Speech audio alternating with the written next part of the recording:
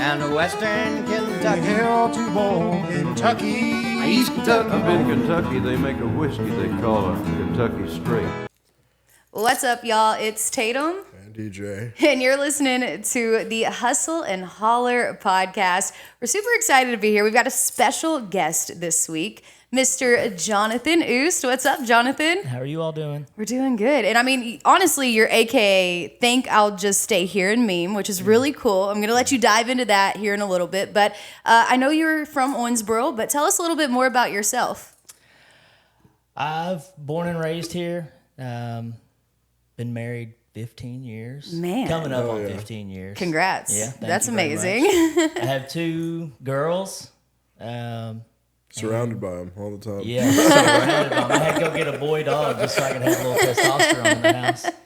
And we spend our free time going to music festivals, concerts anytime we can, local shows when we can too. You know, we got busy schedules, but Oh, yeah.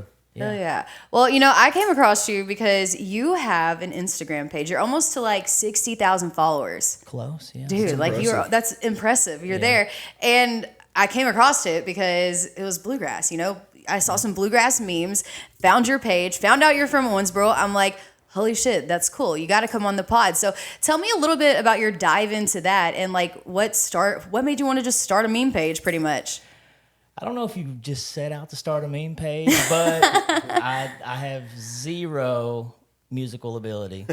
And I mean, I grew up watching, my dad's a great singer and he plays instruments and he didn't pass any of it on to me. If he did, I'm probably too ADHD to sit down and actually learn. Feel that. I try here and there, but it hasn't blossomed into anything. So, but I do have good musical knowledge, and I love diving in and going down rabbit holes.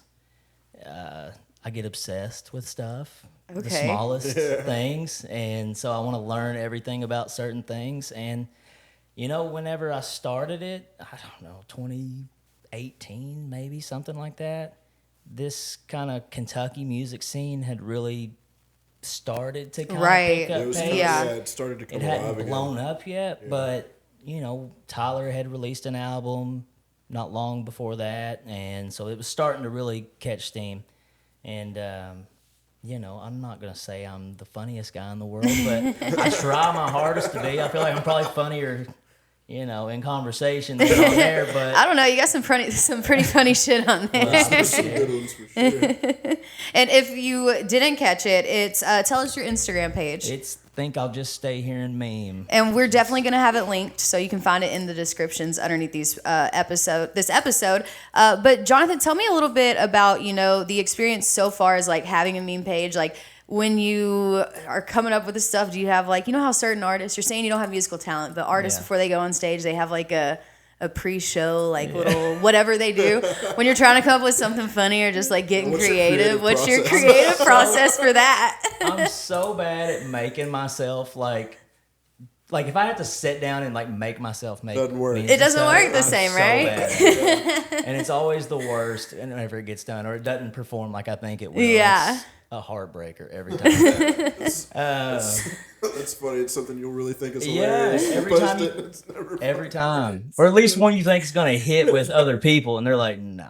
It's always the dumbest ones that do. But, you know, I try to maybe like similar to, I guess, maybe how songwriters, like if they think of a melody or something, they want to jot it down real fast. Yeah. Make a memo. I'll try. I mean, I've got a million useless screenshots that, yeah, I've had to go through and, I mean, my phone sometimes won't even work. I've got too much crap on there. Well, I absolutely love it. And earlier you talked a little bit about, you know, you and your family, when you do have free time, you enjoy going to shows. Yeah. Talk to me a little bit about that. I mean, who have you seen recently? Recently, well, of course, we just got done with Romp Fun. here, which we go to every year. What number year are you on for you? I started going in like, I don't know, 08. Man, maybe? yeah. Yeah, with my dad. It's so cool It to have is. that here in your It's hometown. wild to think about 19,000 people being at Yellow Creek Park. I know, it's insane. And of course, you know, the Billy shows early on, like seeing him Yeah. I first started showing up there in like 2015 or 2016. It doesn't feel real, does it? No, I'm thinking man. about it now. Like, Me and my dad, who he loves bluegrass, but he was a rocking guy and all that stuff. Right. So, but when we show up at like 2 PM, there's this kid on stage just headbanging and shredding an acoustic guitar. And we're like, and so that opened up a whole new world. And from then on, that's honestly probably what like gripped me into like loving that kind of music. Right. Yeah, I mean, I grew up, in the 2000s, loving rock, new metal and hardcore and all that stuff. So yeah, I grew up the exact same way. It's Yeah. funny now to think about. Like, I grew up listening to like Korn. Yeah. Yeah. Now I'm like going to Billy String shows, but it's like it's the same time frame for me too. Like from like 2015 to like 2018, it doesn't feel real. Some of those Yeah. shows, and you go to them now, it's like holy shit. There's 10,000 people. Yeah. It doesn't feels like a fever dream. I'd like to go to one of his shows. Like I haven't been. The last time I got to see him was at Bourbon and Beyond, which was fantastic. Right. It was amazing, but is on a whole different level than it was Yeah. 2019 Romp, which was right before his That was like one of his big albums hit. So I saw him in like 2016 at this little festival, Terrapin Hill Farms. yeah, And everyone was like, he was late. And everyone was like, who the fuck does this dude think he is? And then he showed up and played one of the greatest sets any of us had ever seen. I've never been to Terrapin Hill. It was a great place, and it served a purpose in a lot of people's lives. That Yeah, brought a lot of the stuff we do now is just a direct pipeline and a result of that place. yeah. But and now we just saw him in Lexington. It was like, this doesn't even feel real. Yeah. It was crazy. It was like the most. And what a crazy circumstance for him and everything. Yeah. I mean, It was. that 2 back-to-back shows. Yeah. It was a surreal weekend. I'll say that. It was wild. To see someone go through that in real time and then play like that, it was one of the Yeah. most emotionally charged things I think I've ever been a part of in my life. Yeah, I mean, Yeah. it even came across on videos Yeah. and through a few articles that I was able to read, but to be there, I'd have to imagine was pretty. Yeah, it was. Wasn't a dry eye in the house. Yeah. Man, yeah, There were people standing on lot crying, like just people you'd never think you'd see. Dudes selling nitrous balloons, full tears. It was crazy. there's people crying at all the Billy shows, so I can only imagine one packed with that much emotion. It was insane. Nitrous Yeah. balloons crying, vendors. It was out. It was wild. It was crazy. It was interesting. But man, Billy, he's amazing. And it's such a privilege to be able to have Romp here. And outside of Romp, what else recently shows have you hit? We try to go to. Let's see. I got to see the Lowland Ramblers recently. Yeah, I got to local see show them with them. recently at Brasher's. Oh, and yeah, I think you were there. Yeah. Shut the power down. I Yeah. was there for that the one, whole too. block. Yeah. That must be where I saw you. Yeah, that is definitely. Yeah. And they're absolutely amazing. I can't wait to be able to have them on the podcast. They've got some great stuff going on. Chris is a killer, dude. Yeah. He's killer. Soldier, dude. If you haven't caught the Ramblers yet, you definitely need to catch a show. Just released a new single. Yes. Have a new album on the way. It sounds fantastic. They're absolutely amazing, and we can't wait to have them on and just more into the local scene. How often do you try to get out and catch, the Ramblers or any other local acts here? I do try to go out, every couple of weeks and get out. Like I said, with these I know. kids, they keep me busy. I got a 14-year-old cheerleader that Oh, what? gets It's no time, Yeah, it's over. but she does love going to music. She loves music. Yeah, that was going to be my next question. What is their insight? Because for me, like, my love for bluegrass music came from growing up with a dad who was a deadhead and was totally the way of Garcia when he was bluegrass. Yeah. So that is what I grew up on. And that was like my dad and I's special connection. So for you, like, playing into that with your daughters and knowing that they're enjoying the music, like, how does that side of it feel to be able to share that with them? It's pretty awesome. They love Nicholas Jamerson / which he's with Sunday Best also. Yeah. And he opened for Old 60 at the Dam. Heck, recently, yeah. And he's amazing. He's probably one of my favorite artists. Just with his broad catalog he has. And I mean, they sing every word to his. Oh, I love He's it. one of the most listened to artists with our back porch sessions and everything we have going on. They sure do love singing him. But my oldest, she was goodness, what year is it? 2025. So she was probably 7 whenever she saw Billy Strings for the first time. Right. And I got to take her and we got to meet him afterwards and get pictures with him and stuff. So that made an impression. See, and yeah. She's got really good gonna taste in remember that music. forever. Yeah, I think so. I Yeah. hope so. And Cool they dad have points. great taste in music. So that makes me feel good. Absolutely love that. Now let's talk about it. Do they have musical talent? She has been no, they don't. She's been begging me to buy her harmonica. Okay. And I'm like, okay, well, I mean, I will. I've got one at the house somewhere, and I can't find it, so I guess I'm just going to give it and buy her one. But my youngest, she's 9, and she does have like a little bit of rhythm. Like she likes to like drum on things and like that, so she can at least. You never know, man. Maybe it's skipped a generation. Yeah, it might have very well. So they don't necessarily have their mother. I mean, she was in band all school career, so maybe they've got a little bit of it in there somewhere. I love it. Well, talk to me a little bit too. I don't know how tapped in you are with, the younger new jamgrass and that side of bluegrass and the younger audience of it. How do you feel about that?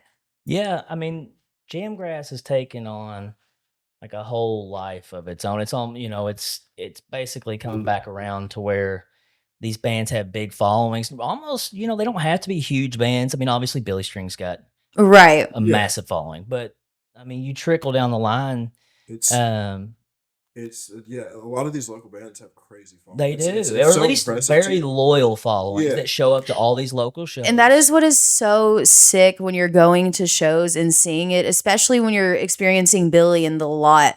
The loyalty of the people that are following him, it's so similar to what was experienced during the Dead era. Yeah. And, when they were being followed and what Shakedown was. So it's really cool to like see. That's tricky now because it's like there's honestly no reason we should get so many people at some of these shows we throw. It doesn't make sense sometimes. It really doesn't at all. There's, to think that we're in a place now where you can throw a local show and 100, 200 people show up pretty routinely. Mm-hmm. Like, whether it's in someone's basement or like in a field somewhere. Yeah. Like, it doesn't matter. It seems like that it's coming back around. It's really coming back to life. Like it doesn't. I think, and I give the Bluegrass Museum a lot of credit. Like since they built that facility downtown, it does seem like this scene or whatever you want to call it has kind of started gradually growing. And we've got our own local bands popping up here and there. And it feels like it's taken on like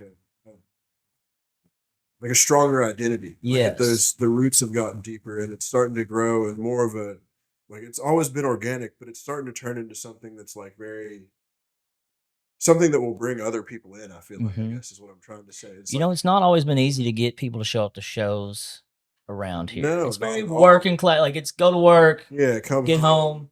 You have fun when you have fun. It's, there's not a lot to do around here. Mm-hmm. I mean, there is, but there's not. Like and a lot of people around here are actively working to change that. Yeah. So like but it's actually working. You can really feel it starting to shift. You really can. Yeah.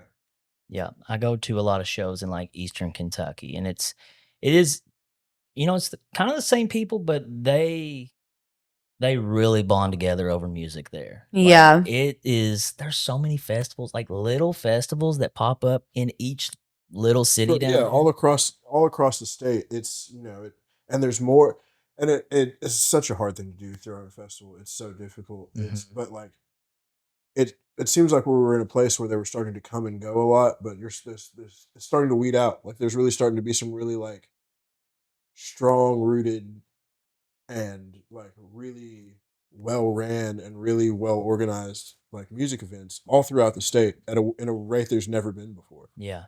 And it's awesome. It is. It's great to see.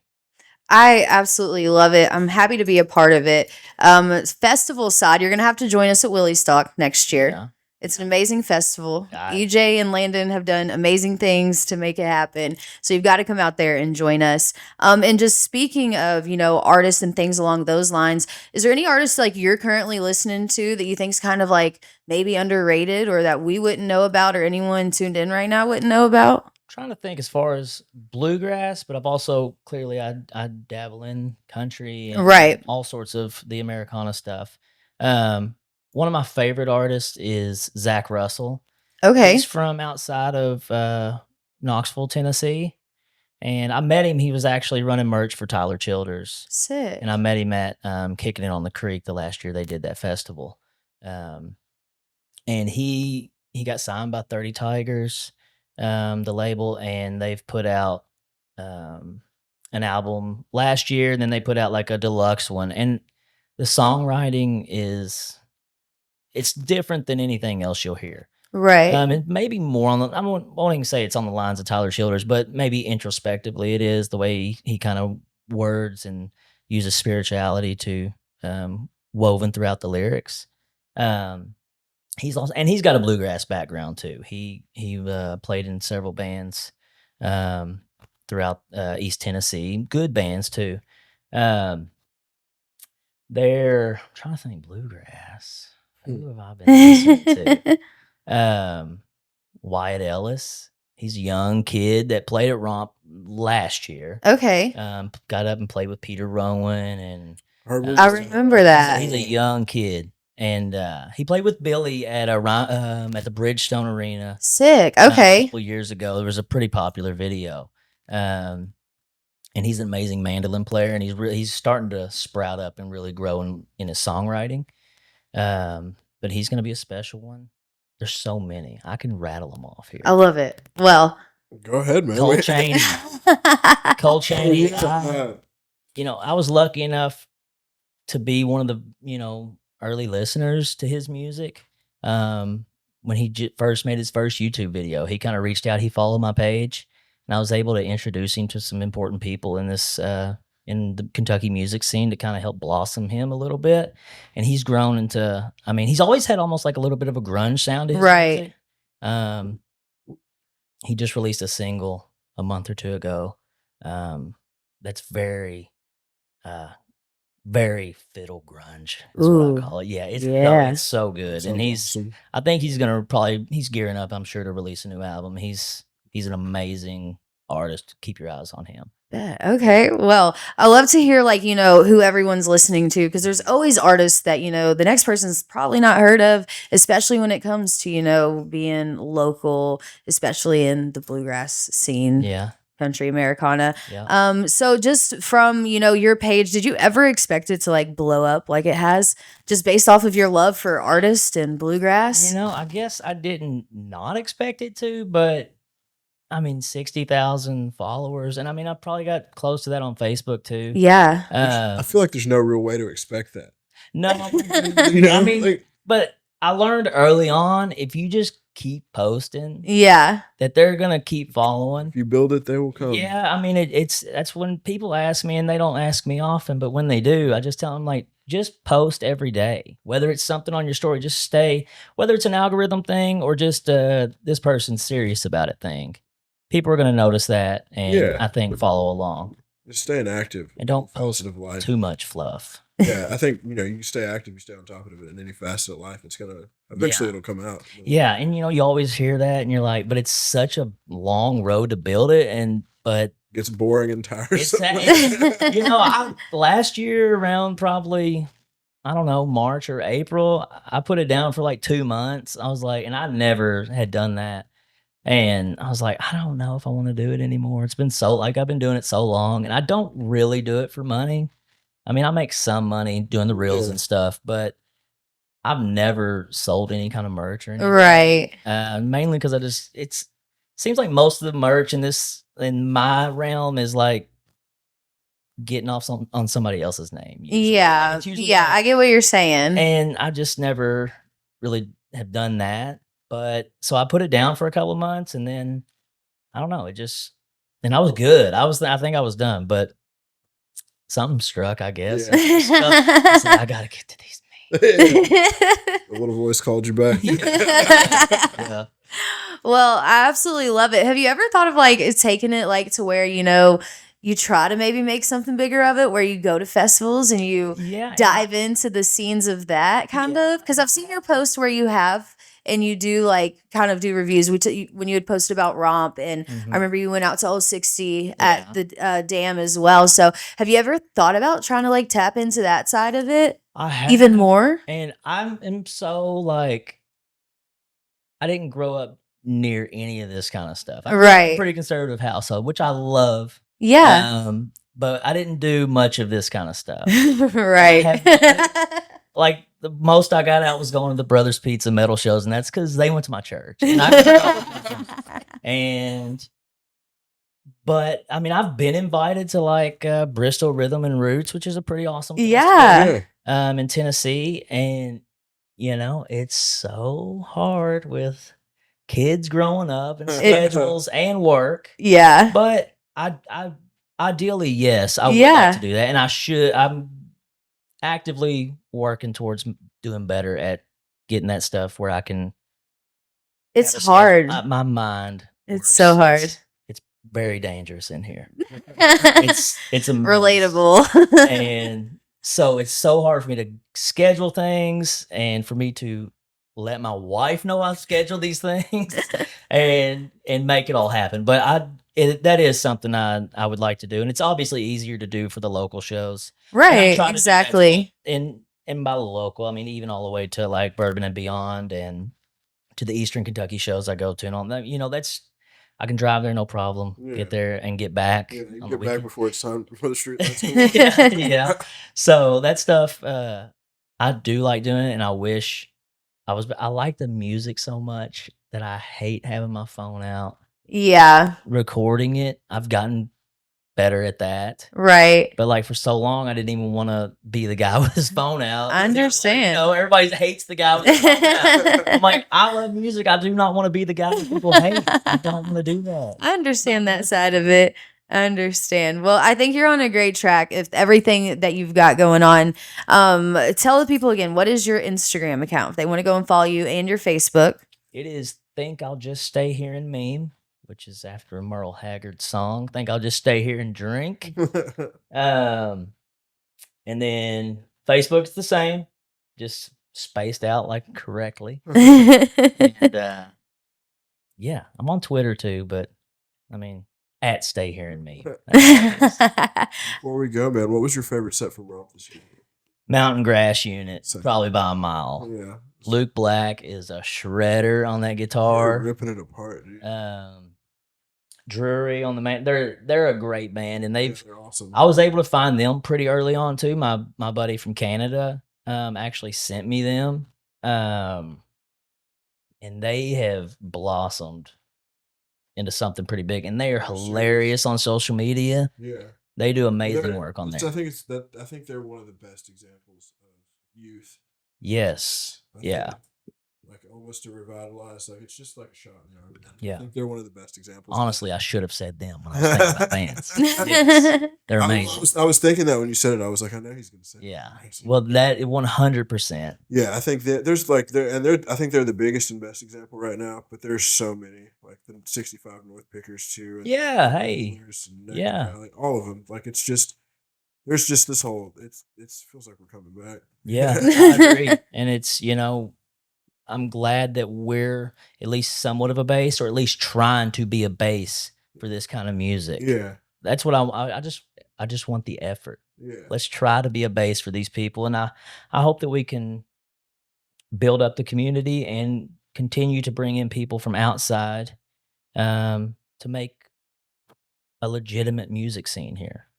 I think these people would like to listen to music if they just came out to these shows and get off your couch and support local music and local venues. Yes, man, and local podcast.